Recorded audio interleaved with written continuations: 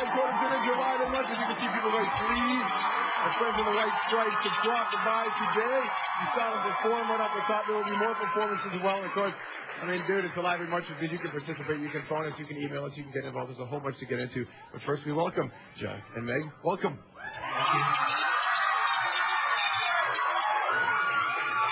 You know, in that way, where when you're not used to stuff, they can kind of take you off guard.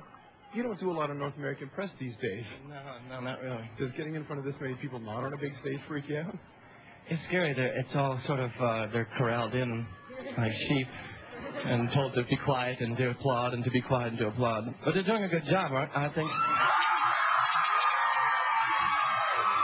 I just wish that I had, you know, when I woke up in the morning and I went down to make breakfast, I could have a group of people there I'd tell to applaud.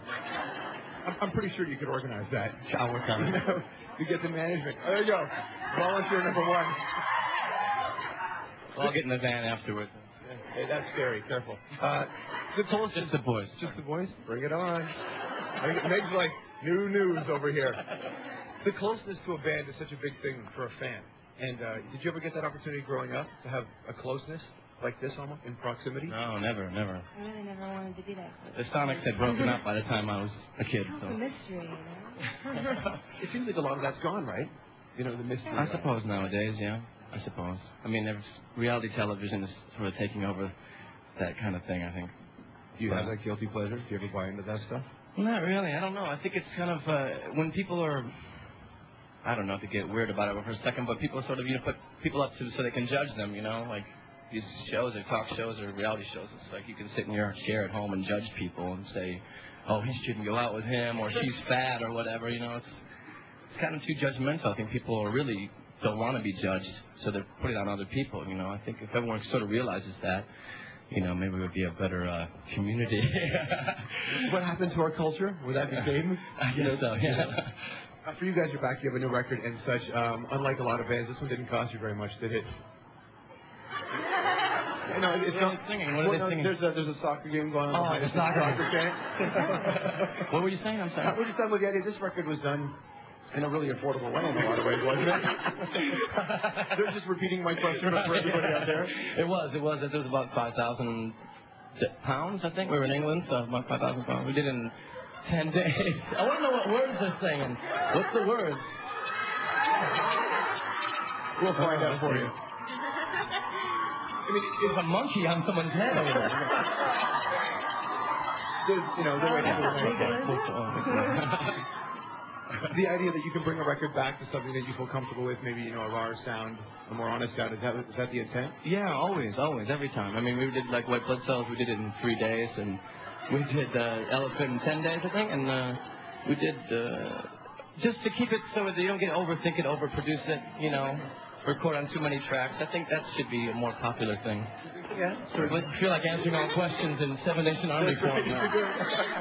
Wasn't a song the riff came out of a sound check in Australia or something? Yeah, that's right. That's right. Yeah, I remember my friend Ben. He's in a band called the Soledad Brothers. He was with us, and he came up. He was walking by, and I said, "Hey Ben, listen to this riff." And I played it for him. He goes, "Eh."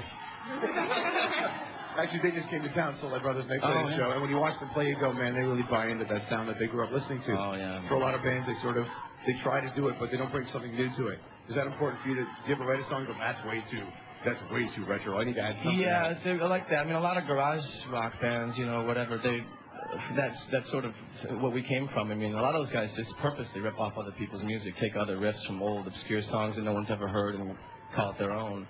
I was always firmly against it. I always hated that because I just felt like you couldn't be proud of it, you know, if it didn't at least come from. I mean, there's no point. I mean, you're going to write songs, someone's going to say it sounds like something else. They're always going to do that. So. But I'd always just try to stay away from purposely doing that. And if you actually get into playing stuff that's bluesy, basically you're going to go from a certain region in Delta anyway. Yeah, I mean, it's no problem. It's wonderful to have influences. It's wonderful to join that tradition of songwriters and storytellers and join that family. I mean, if you go back to Robert Johnson, all of Robert Johnson's songs were taken from all the people around him, Son House and Charlie Patton. Those were all songs that were happening at the time. He didn't write them. It wasn't about that. It was about joining that family and telling the same story your way. You know? It's the same story in every song. And if you think about the Robert Johnson story, he plays, he does okay, but he goes away for a couple of years, then he shows up, and he's that much better. Exactly, yeah, exactly. Did you need to go away from your friends? I did this year, actually, for a couple of months, but I couldn't play guitar. But how was the hand? It's not doing so good. I can't. That's as far as I can close my finger. So, you know, it should be like that. Oh, hey, Tony Iommi's playing with 3 fingers, okay? So I had to relearn how to play the chords with these 3 fingers.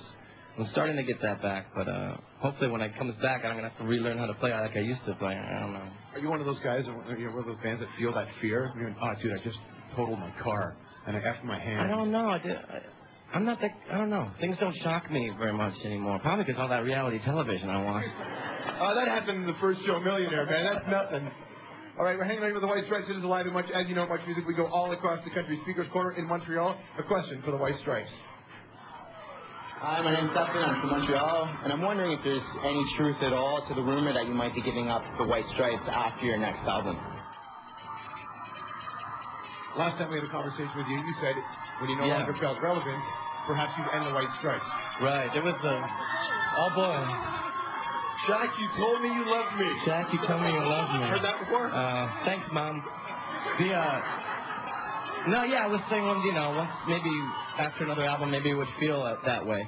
We just always assumed that people wouldn't really care about the band. I mean, 6 years ago, we assumed nobody would care about it. So. I don't know. It's hard to say. I think when that feeling comes around, we'll know when it's time to stop. Is it like the kind of thing where you guys are on the same page about that kind of stuff? Like, do you look at the band in the same way that Jack does? I think so, definitely, yeah. I think we're very much in the same mind of things, that we'll know when it's ready to go and when it's not, when it doesn't feel right to us anymore. Yeah. The brilliant thing about being together as long as you have been, in whatever capacity it was that you were together, can you be honest with each other, or do you have to be like careful with each other in the way buttons are pushed? And I do whatever she tells me to do. Is that true? Great. Exactly. You feel good about that, right? That's great, Jack. Huh. The idea that, you know, that everything has sort of changed around you, as opposed to you necessarily changing for everything else around you, does that solidify the White Stripes family, be it, you know, the two of you and the management and the family? It's sort of, yeah, you become, you know, it becomes, I think any situation you're in, it's always you versus whoever, you know. When I'm writing songs, it's sort of this character I'm writing about versus the world, you know. And whenever you're in a band, I think it's your band versus everybody on a stage or an interview or a photo or something. It's always kind of an attack, you know. It should be handled that way, like friendly attack. Is it you versus the fans, or does it ever get to that point? Yeah, of course, because if they're not giving any energy back when you play a show, then it becomes a situation where, okay, well, me and Meg either have to ignore the crowd or try to convince them, you know. So it becomes a, you know. Shall we go convince the window? Okay, yeah. Let's go do it. Check it out. Yeah, you want it? What's your White Stripes? This is my favorite album. It's snowing. You think? You see how everybody in America and Canada too. When you walk down the street, everybody, 90% of people have cameras on them at all times. So. It becomes a bit unsettling, though, doesn't it, eventually? I guess so. It does. We got a question in the audience right now. Laura Lee has a question. Laura Lee, your question for the White Stripes, big. My name's Laura. I came all the way across Canada to see you guys. My question is actually for Meg. Meg, I want to know, living in a society where pop culture is so influential, how do you feel about being a very positive role model for women today? I don't know. I don't really want to be anybody's role model. I got enough bad habits of my own, you know, but maybe I'll, you know. Meg's shivering. She's shivering and she's not wearing any shoes. As you know, she's drunk. Stick around. It's more with the White Stripes. Live and Much right after this.